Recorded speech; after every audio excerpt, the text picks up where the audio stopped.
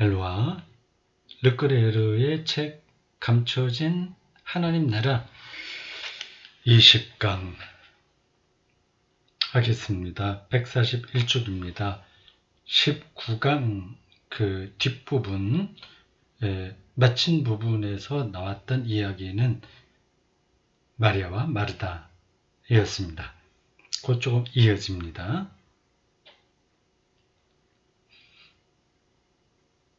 마르다는 가장 이상적인 여성상을 보여주죠. 그런 처지를 자신과 지나치게 동일시한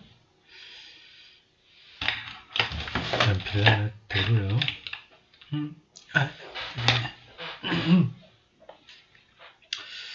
동일시한 나머지 동생 마리아의 태도를 이상하게 여겼다. 귀한 손님이 오셨다면 접대하도록 노력해야 되는데 발치안 돼서 말씀만 듣고 있는 동생이죠. 이상한 거죠.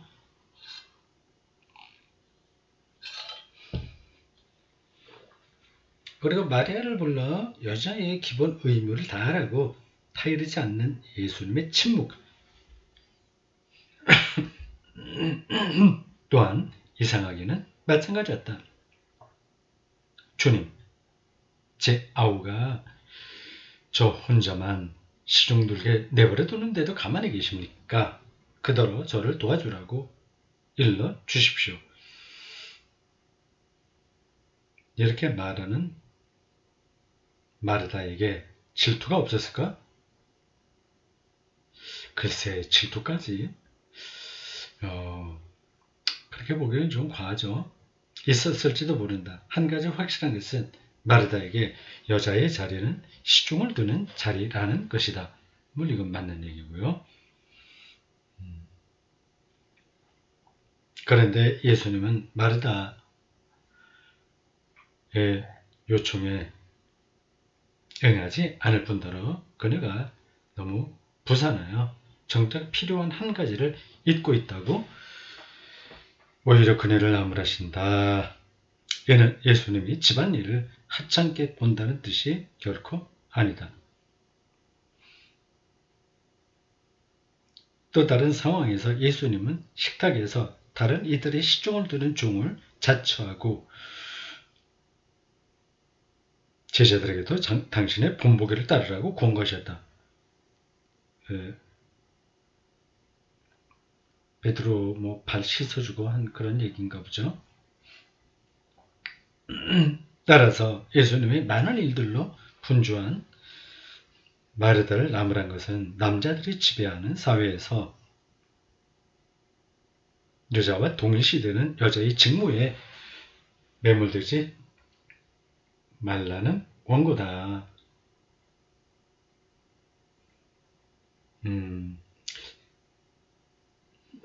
이렇게 볼 수 있긴 있는데 그 사건에서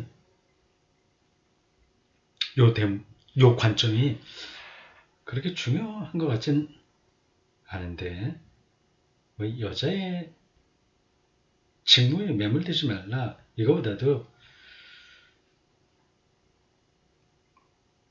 이 사람이 아까 이분이 르끄레르가 얘기한 행동보다 관상이 우위에 있다. 아니면 각각이 다 중요하다. 그렇게 보는 게 일반적인 거 아니겠어요? 근데 이분이 뭘 강조하려고 하는지 좀 더 가봅시다. 이 제목이 이 11장의 제목이 사랑의 혁명인데 여성혁명 페미니즘 이런 거를 이 본문에서 거론하는 거는 좀 많이 나간 이야기 같습니다. 어쨌든 그렇게 볼 수는 있어요. 여자들에 대한 예수님의 시선이 완전히 새롭다는 것이 우리를 놀라게 한다. 세상에 예수님은 여자들이 쓸모 있는 하녀와 같은 역할에 갇혀 있는 것을 용납하지 않는다. 그거는 여자를 남자의 처분과 그의 필요에 따른 수단이나 도구로 여기지 않는다. 예수님은 여자를 직무가 아니라 소명으로 본다. 그렇게 볼 수 있죠. 소명, 직무가 아니라 소명. 여자의 숙명이 아니라 어떻게 하나님의 부르심을 받았느냐, 그 관점이 중요하다는 겁니다. 예수를 종으로 삼으려는 남자들이 만들어 놓은 여성의 굴레에서 벗어나 온전히 존재하라고 요청한다. 여자 또한 하나님 나라의 빛 속에 살도록 마련된 존재다. 그 손님이 왔을 때 접대하고 그 음식 만들고 하는 것도 사실은 존재하는 거죠. 그 자체로 만족을 한다면 되는 겁니다. 근데 마르다의 문제는 저게 동생을 자꾸 자기 일에 끌어들이려고 하는 거 아니었을까? 저는 그렇게 생각합니다. 여자도 하나님의 현존과 그분의 자애를 경험하도록 맞아요. 하나님의 현존은 음식 만드는 데도 있으니까 그 새로운 세상에 태어나도록 하나님 자녀의 자유를 누리도록 운명 주어진 존재다. 마르다 집에서 벌어지고 있는 사건은 마르다에게도 직접적으로 관련된 일이었다. 예수님은 다가올 하나님 나라의 빛으로 여자들을 보시기 때문이다. 따라서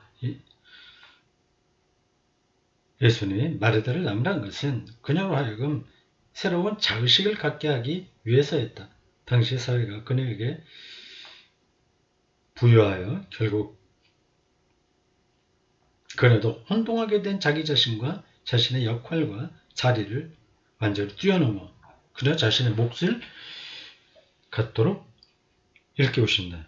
예수님은 여자라는 존재의 가장 좋은 몫이라는 이름으로 마르다를 잘못 만들어진 거짓 자아로부터 지켜준다.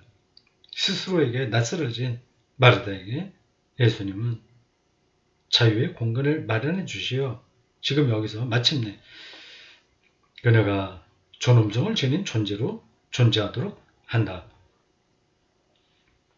이건 꼭 여자다 남자다 관계없이 한 인간에게 주시는 부르심이죠.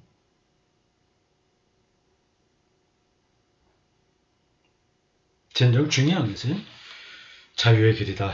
예수님은 마리아는 그 좋은 몫을 택했다라고 말씀하셨다.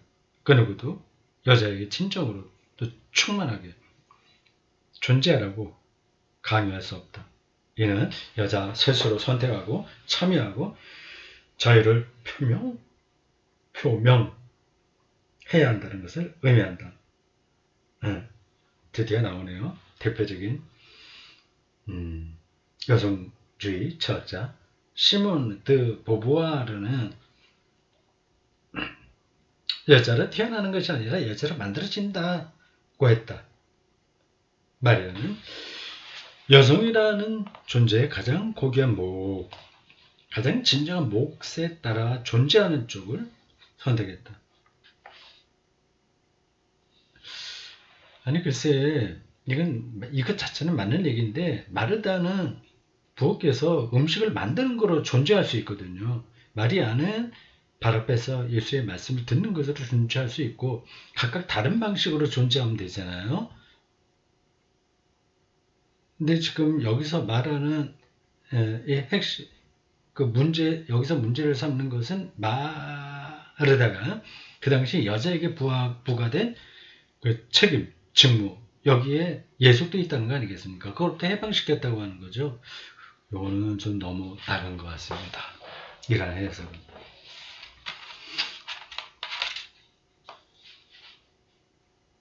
자유의 길은 거저 주어지는 무상의 길이기도 하다.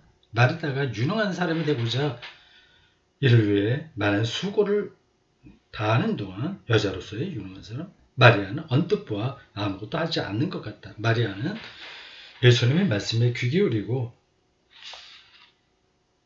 침묵하고 있을 뿐이다. 마리아는 그 자신 안에서 다가올 하느님 나라의 자리를 마련하는 것으로 만족하고 있다. 그녀는 예수님이 계신, 새롭게 가까이 계신 하느님을 무상성, 값없이 주어지는 것에서 받아들였다. 요건데 마리아는 매우 수용적이고 존재에 수용적이고 마르다의 눈으로 보면 너무 수동적이다. 그런데 스승은 이러한 마리아를 칭찬하신다. 두 여인 가운데 세상의 큰 변화에 새로운 세상의 도래에 참여하는 사람은 바로 마리아이기 때문이다. 마리아는 자신과 타인과 세상을 한층 폭넓게 이해하는 향상된 인식을 보여주기 때문이다.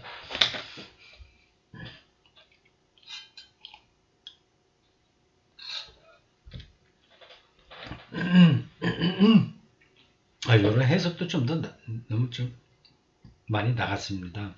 이 마리아가 어떠했다는 것은 그 본문이 아무 소리도 안 합니다. 그러니까 마리아는 그냥 말씀을 듣고 있을 뿐인데 그가 오히려 세상을 폭넓게 이해했다? 그렇게 보기는 힘들죠. 그냥 그 이야기에서 핵심은 마리아가 아니라 마르다입니다.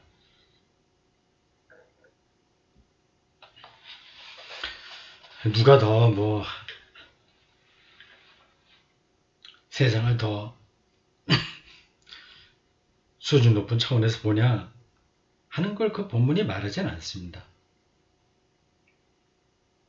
자, 됐고요. 침묵 가운데 하나님 아버지에게서 들려오는 목소리에 귀 기울이는 것은 하나님 나라가 완성의 길로 접어들게 하고 하나님의 자애를 경험하게 해주는 것일 뿐만 아니라 자신의 가장 좋은 몫으로 진정 새롭게 태어나고 인간의 참된 해방의 길에 투신하는 것이다. 이건 좋은 설명입니다. 자신의 가장 좋은 목, 자기가 실제로 존재할 수 있는 그 목, 그 선택이 중요한 거죠. 어디에 길드는 것이 아니라 자기 선택하는 거죠. 하나님 나라의 도래, 심지어 그 무상성을 통해 열린 지평에서 인간 존재는 더 이상 수단과 종속의 관점이 아니라 이런 데서 벗어나기가 쉽지 않습니다.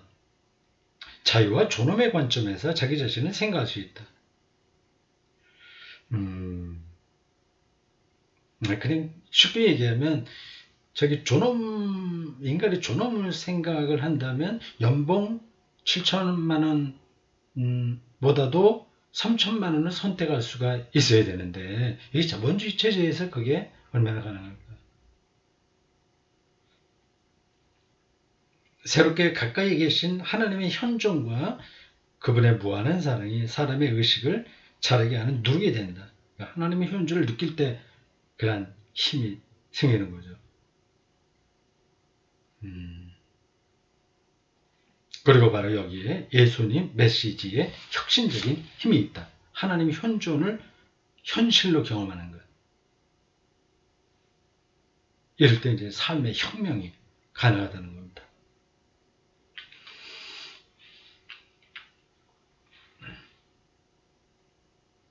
하나님 사랑이 지닌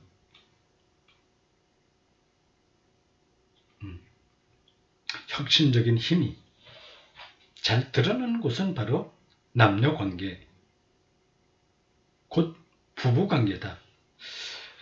이건 아주 예민한 대목인데 뭐라고 얘기할지 기대가 됩니다. 이분이 봅시다. 신부죠. 사제죠. 결혼하지 않았잖아요. 수도승으로만 살았는데 부부관계 이걸 소상하게 알 수 있을까요? 근데 직접 경험하지 못했다고 하더라도 신학적인 관점에서 해석할 수는 있을 겁니다. 어느 날 바리사이들은 예수에게 와서 이렇게 물었다. 남편이 아내를 버려도 됩니까? 이혼도 되냐 그죠? 스승은 그들에게 이렇게 되물었다. 모세가 여러분에게 어떻게 명했습니까? 율법이 뭐라고 대답했냐는 질문입니다. 그들이 이렇게 대답했다. 이혼장을 써주고 아내를 버리는 것을 모세는 허락했습니다. 그래서 예수님은 그들에게 이렇게 말씀하신다. 모세는 여러분의 완고한 마음 때문에 그 계명을 줘 여러분에게 남겼습니다. 그러나 하나님께서는 창조의 시초부터 사람들 남성과 여성으로 만드셨습니다.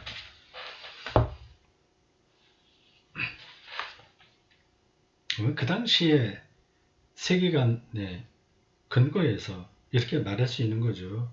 긴 진화의 역사를 보면 현대 생물학과 지질학, 고고학 이런 연구에 의해서 밝혀진 그 진화론에 따르면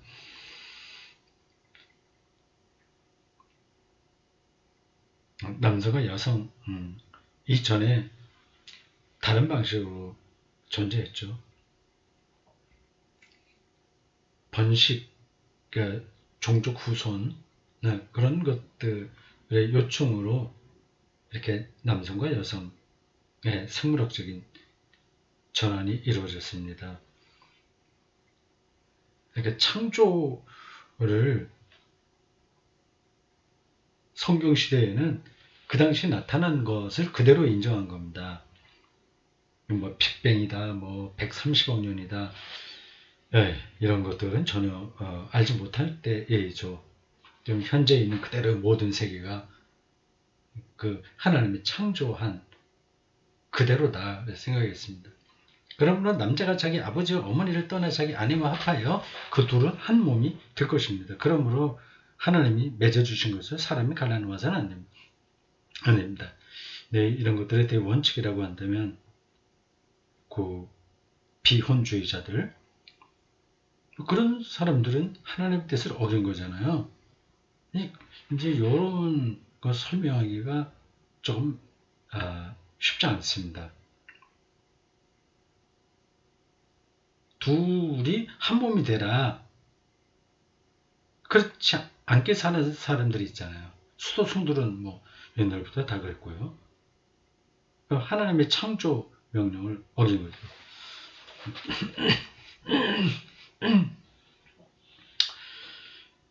율법의 사람들은 무엇이 허용됩니까?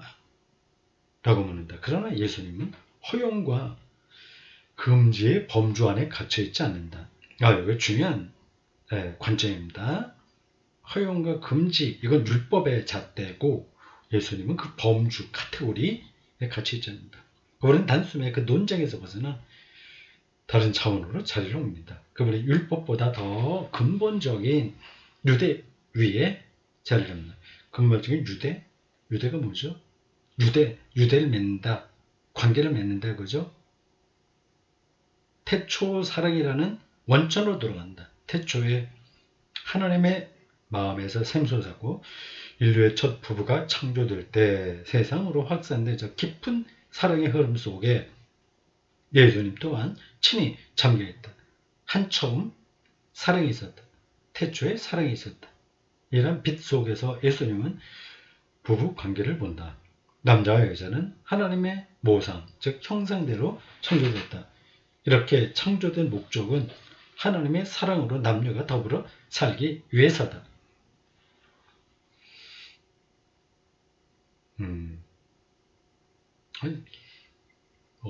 그래 생각할 수 있습니다. 그런데 인간의 완고한 마음으로 모든 것이 깨졌다. 모세는 여러분의 완고한 마음 때문에 그 계명을 적어 여러분에게 남겼습니다. 인간은 근본적인 흐름에서 벗어났다. 그리고는 이런 질문하는 것이다. 허용됩니까? 아니면 금지됩니까? 그러나 예수님과 함께 모든 것이 다시 가능해졌다. 그분은 지상에 하나님의 사랑을 드러내는 분이기 때문이다. 예수님과 함께 남자와 여자는 위대한 시작의 모습을, 맨 처음 사랑의 모습을 되찾을 수 있고 부부는 하나님의 형상대로 또 하나의 우리, 유대죠. 연대성이죠. 안에서 맺어진 두 존재의 합일체가 될 수 있다. 이에 대한 예수님의 가르침을 그들은 이해했을까? 제자들의 반응은 웅변적이고 예언적이다. 마태복음 19장 10절. 아내에 대한 남편의 처지가 그렇다면 결혼하는 것이 이룰 게 없겠습니다. 그렇다. 사랑과 자비가 없다면 사람이 처음 시작할 때 품은 사랑의 흐름에 이끌리지 않는다면 결혼은 그저 견딜 수 없는 멍해일 뿐이다. 그리고 완고한 마음에 따르는 법을 부과하니 갈라서게 된다.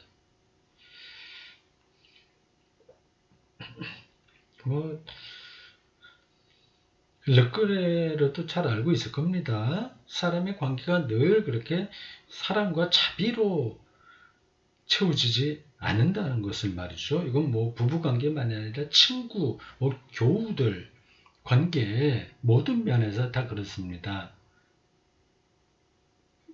근데 그런 걸 안고 사는 거죠. 근데 그런 것들이 다 멍해일 뿐이라고 말하는 거는 너무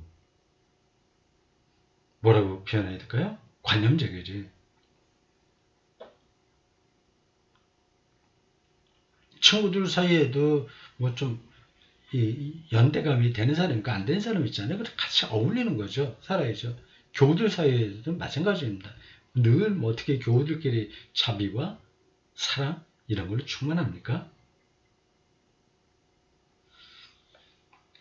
이에 스승은 하나님의 사랑을 살아있게 만드는 또 다른 방법을 살짝 보여주며 제자들과 대화를 이어간다. 마태복음 19장 12절. 하늘나라 때문에 결혼을 하지 않을 사람들도 있습니다. 이 길은 봉헌된 독신의 길이다.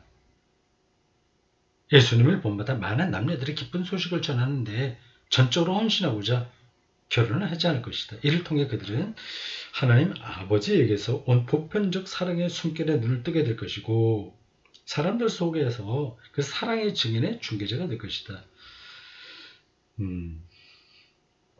이게 원칙적으로 틀린 얘기는 아닌데 복음 선포를 위해서 꼭 혼자 살 수 있다고 말하면 안 되죠. 그거 없이 그냥 혼자 사는 사람들도 있습니다. 그리고 이혼하는 사람도 있고 그건 자기에게 주어진 삶의 선택의 문제죠. 근데 어쨌든 여기서 예수님의 설명 요거를 그냥 우리 현실 삶에 딱 맞춰서 적용시키려고 하면 좀 무리하게 됩니다. 좀 더 따라오죠.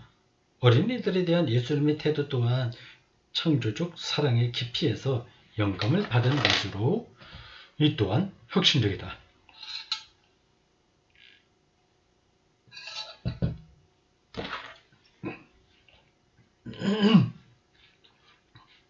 복음서 기자들이 전하는 다음에 일화는 유명하다. 마가복음 10장 13절에서 16절. 사람들이 어린이들을 예수께 데리고 와서 어루만지시게 하려고 했다. 그러자 제자들이 저들을 나무랐다. 예수께서 보시고는 언짢아 하시면서 제자들에게 말씀하셨다. 어린이들이 내게 오도록 그대로 내버려 두시오. 그대로 가로막지 마시오. 사시오. 하나님 나라는 이런 이들의 것입니다. 진실이 여러분에게 이르거니와 어린이처럼 하나님 나라를 받아들이지 않는 사람은 결코 그것으로 들어가지 못할 것입니다. 그리고는 어린아이들을 껴안으시고 그들에게 손을 얹어 축복하셨다.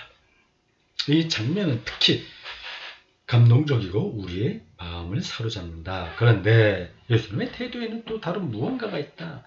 그것은 어린이를 바라보는 새로운 방식이다. 앞에서는 여자에 대한 건데 어린이예요.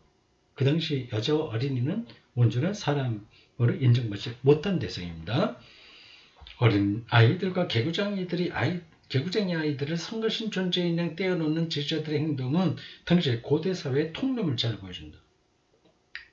성인만이 중요했다. 어린이는 존중받을 자격이 없는, 중요하지 않은 아무개였다. 그런데 이제 예수님은 어린이들이 당신에게 오도록 내버려 두라고 말할 뿐만 아니라 어린이들이 전형이라고 지신다. 어린이들이 전형. 하나님 나라의 전형이 맞다. 다 어울린다. 그죠? 모범이다. 그런다. 어린이와 하나님 나라 사이에는 비밀스러운 유사성이 있다. 예수는 명철은 통찰력을 지녔기에 어린이가 단순히 순진무구한 것만은 아님을 잘 알고 계셨다. 그러나 예수님이 어린이들에게서 보고 높이 평가하신 것은 바로 어린아이들이 지닌 신뢰의 도약이었다. 이거 중요한 겁니다. 어린아이와 같은 신뢰의 도약. 의심하지 않고 단숨에 믿는 도약을 통해 어린이들은 열린 존재, 수용적인 존재가 됩니다. 이게 아시겠죠? 열린 존재, 수용적인 존재. 우리는 그걸 잘 못해요. 막 머릿속에서 온갖 것들이 이렇게 뭐합니까? 이렇게 걸립니다. 뭔가가 걸려서 지나가서 닫혀있죠. 열리지 못하죠. 어떤 것을 잘 받아들이지 못합니다. 지식인들에겐 이런 현상이 더 강하죠. 저에게도 그렇게 나타나는 부분들이 있습니다. 근데 더 고수가 되면 정말 어린아이 같이 되죠. 모든 것에 열려있는 거죠. 또 다른 상황에서 예수님은 이런 어린이들의 신뢰를 남용하여 어린이들을 멸시하고 죄를 범하게 만드는 이들에게는 불행이 있을 것이라고 한다. 어린이의 존엄성과 어린이가 마땅히 받아야 할 존중을 이보다 더 힘차게 단언할 수 있을까? 어린이들에게도 하나님 나라가 왔다. 우리가 보기에 유치하지만 하나님 나라가 그들에게도 왔다. 열린 존재다. 열린 존재 기억해야 됩니다.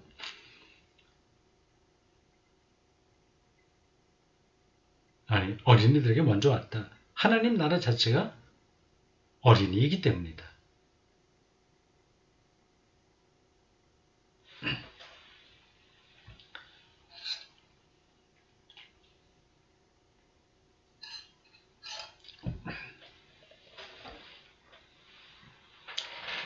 이상의 예들을 통해서 알 수 있듯이 시간을 보자. 27번 됐고요. 속도를 내야 되네. 예수님은 우리 인간관계를 새롭게 하신다. 예수님이 전하고 또 당신의 현존으로 현실화하고 있는 하나님 나라는 이런 문장도 참 중요합니다. 당신의 현존으로 현실화하고 있는 하나님 나라. 이렇게 얘기할 수 있습니다. 하나님 나라는 예수님의 현존으로 우리에게 현실이 되었다. 하나님 나라는 사회에 대한 새로운 원리를 그 안에 담고 있다. 그 원리는 기계적인 원리는 아닙니다. 새로운 차원으로 열리는 거죠. 하나님 나라는 하나님 아버지에게서 온 자비와 사랑의 숨결을 사회 전체에 두루 스며들게 함으로써 비로소 시작될 수 있다. 사실 이 숨결만이 어떤 숨결이요? 자비와 사랑의 숨결. 이것도 외워두시면 좋은 이 단어입니다. 자비와 사랑의 숨결. 이것만이 더욱 인본적인 세상으로 향한 길을 열 수 있다. 인본적이면 우리는 조금 신앙적이지 않은 건데 그렇게 보잖아요. 여기서 그 뜻은 아닙니다. 인간의 인간다움이에요. 역사의 흐름 속에서 엄격한 정의의 길을 통해 형제를 찾고자 했던 국가들이 있었다. 그러나 용서와 사랑의 때를 알지 못했기에 그 국가들은 공포 정치에 빠져버렸다. 공산주의를 얘기합니다. 정의 그 자체가 참으로 인본적인 것이 되기 위해서는 그 안에 자비와 사랑이 스며 있어야 하고 그 두 가지를 모두 지니고 있어야 한다.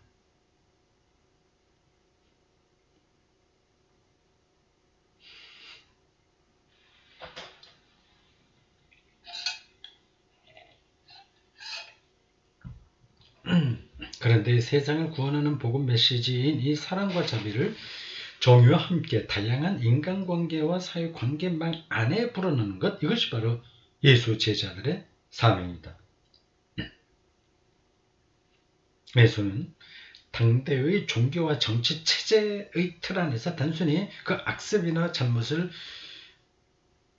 고치고자 했던 개혁가가 아니다. 예수는 세상을 새롭게 창조하신다. 실제로 창조하지는 못했죠. 그 비전을 제자들에게 제시했죠. 그분의 말씀 한마디 한마디에 곧 다가올 세상에 조용한 힘이 담겨 있다. 그리고 이 힘은 하나님 사랑의 힘이며 조용히 뻗어나가는 나무의 뿌리나 줄기에 부드러운 수액이 단단한 콘크리트 벽을 무너뜨리듯 그렇게 낡은 세상을 깨뜨리신다. 복음의 능력이죠. 그렇게 살아야 되는데 우리 기독교가 그 역할을 온전히 감당한 때가 있었나를 보면 참 부끄럽죠. 복음 설교자들이 전하는 예수님의 말씀을 우리가 복음적으로 다시 말해 다가올 하나님 나라에 비추어 이해하지 못한다면 해방을 가져다 주는 그 힘을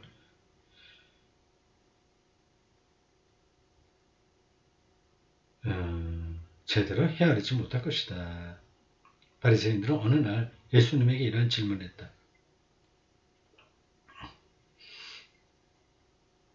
황제에게 주민세를 바쳐도 됩니까? 가이사요. 로마 황제. 안 됩니까? 제가 바칠까요? 바치지 말까요? 그들의 질문은 예수님에게 권력, 곧 점령 세력에 대한 충성과 대중적 호감사. 대중들은 그거 하면 싫어한 거죠. 택일을 할 것을 강요하는 유도 질문이었다.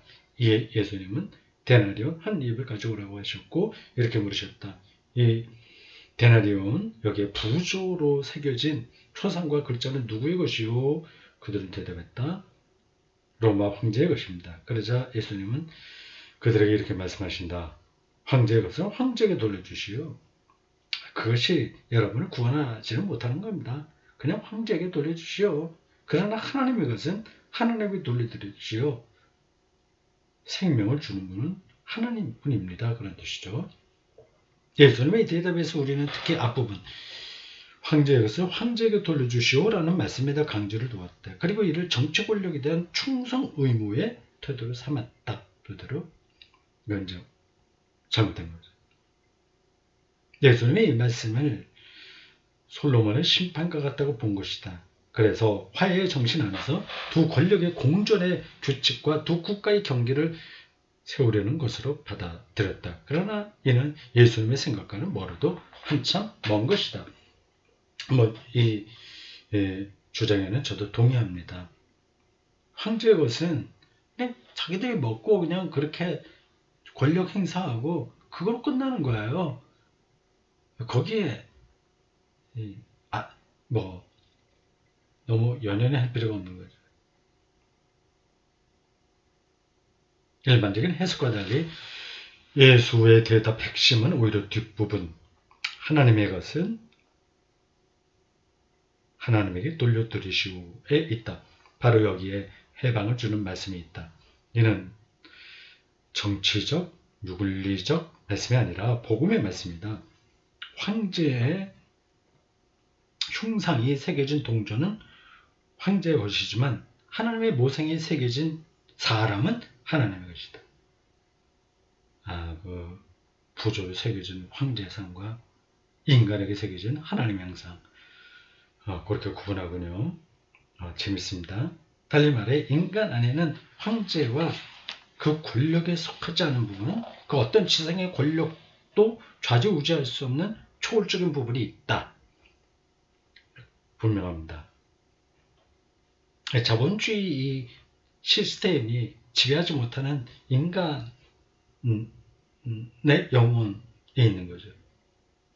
하나님의 모성, 형상으로서 인간은 하나님에게 직접 연결되어 있다. 이러한 예수의 말씀은 다가올 하나님 나라에 비추어 이해할 때 비로소 온전한 의미를 갖는다. 다가올 거니까 종말론적이라는 겁니다. 이 말씀은 하나님께서 새롭게 가까이 계심을 받아들일 때 사람은 이 세상의 어떤 권력에도 물건처럼 매이거나 종속되지 않을 자유를 얻는다는 뜻이다. 맞습니다. 신앙의 능력, 복음의 능력이에요. 얘는 정치 권력을 따르라는 종속의 의무를 강조한 말씀이 아니라 그것을 폐지하지 않으시되 그 의무를 제자리에 돌려놓으라는 말씀입니다. 이렇게 예수님의 모든 말씀 뒤에는 우리 곁에 계시는 하나님의 현존이 있다. 예수님이 늘 생생하게 경험한 하나님의 현존. 그리고 이 하나님의 현존은 우리를 자유와 해방으로 초대한다. 하나님의 자녀들은 자유롭기 때문이다. 마태복음 17장 26절. 자, 여기까지입니다. 재밌죠?